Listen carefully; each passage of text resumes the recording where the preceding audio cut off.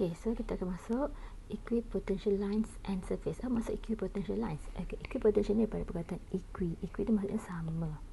Okay, potential.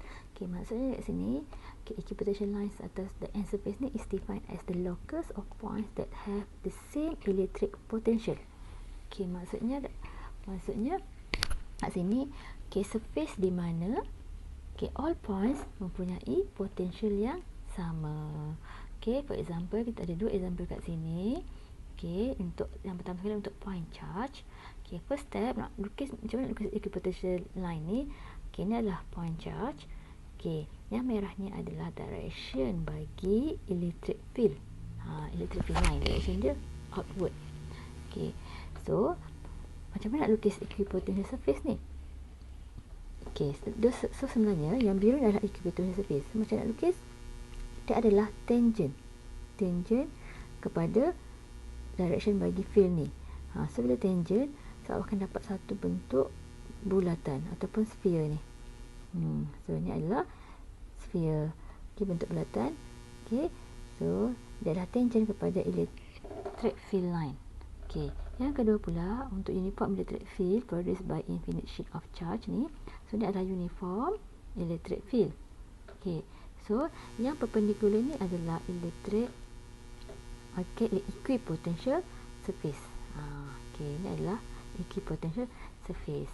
Okay, maksudnya kat sini, okay, apa maksud titik A dengan B ni?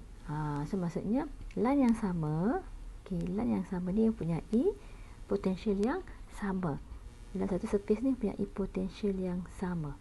Okay, kalau awak perhati kat sini, okay, kenapa dash line berhadapan dengan charge ni dia rapat? So bermaksud, okay, semakin rapat semakin dekat dengan charge ni, nilai potential dia besar. Okay, semakin jauh potential dia berkurangan. Okay, so for example, okay, kita bagi value lah. Semakin dekat dengan charge tu, contoh makin dekat nilai dia besar, 10 volt. Contoh yang dekat A dengan B, nilai dia semakin berkurangan 6 volt dekat line yang sama. Okay, yang C, so kita bagilah value 2 volt. Okay, semakin lama semakin berkurangan sebab daripada formula V sama dengan KQ over R. Semakin R bertambah, B dia akan berkurangan. Ini untuk point charge positif. Okay, sama juga dengan yang ni. A dengan B ni, okay, mempunyai nilai yang sama. Okay, so sama iaitu 6 volt. 6 volt, kita bagi dia 6 volt lah kat sini. 6 volt. Yang ni C 2 volt.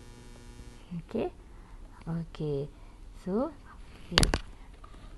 sekarang kalau kita nak move, okay, for a test charge from point A to B, okay, from point A to B, okay, ada tak work done daripada point A ke B? Okay, so kita tulis dulu formula work done. Work dari titik A ke B, work AB sama dengan Q0 VB tolak VA. Okay, sekarang disebabkan oleh VA sama dengan nilai VB. Okay, bila sama nilainya, ada tak potential difference? Okay, so delta V dia sama dengan kosong. Jadi work AB sama dengan Q0 VB tolak VA adalah kosong. So work AB sama dengan kosong. So maksudnya no work done along the same equipotential surface. Tapi kalau dia nak bawa daripada A ke C, so ada work done sebab ada potential difference. Okay, sama juga dengan ni. Okay, so kita lihat seterusnya. Okay, ni dia punya penerangan. A dashed line represent the equipotential surface lines. The equipotential surface lines always perpendicular to the electric field lines, and then the electric field points in the direction of decreasing electric potential. So macam tadi lah, saya kalau charge positif, okay, direction electric field line dia keluar. Okay, jadi bila dia keluar, V dia semakin berkurangan. Tapi untuk charge negatif dia terbalik lah. Okay, charge negatif, okay, direction bagi electric field line dia masuk.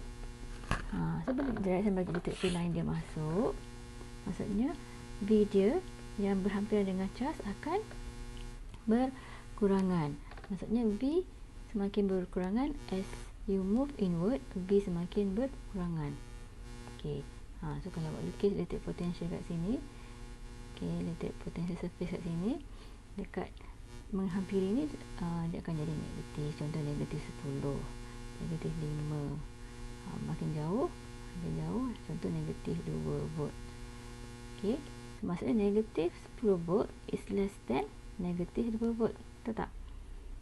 So maksudnya as you move inward, okey, so V semakin berkurangan untuk charge, point charge negatif. Okey.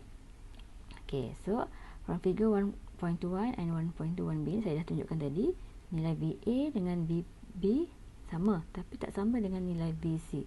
Jadi work done untuk BA adalah kosong. Jadi no work done is in moving a charge along the same equipotential surface. Macam tadi ni lah.